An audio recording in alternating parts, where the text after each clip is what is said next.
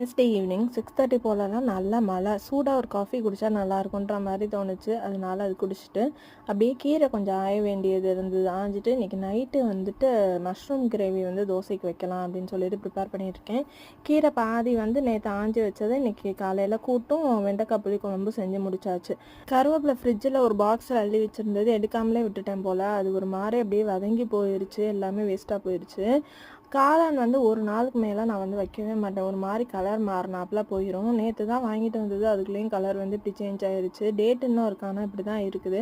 அதனால் ஓகே இன்றைக்கி நைட்டு காளான் கிரேவி செஞ்சிடலான்ட்டு அதுக்கு தான் ப்ரிப்பேர் பண்ணிக்கிட்டு இருக்கேன். இந்த காளானை குட்டி குட்டியாக நறுக்கிறது தான் இப்போ இருக்கிறதுலே பெரிய வேலை.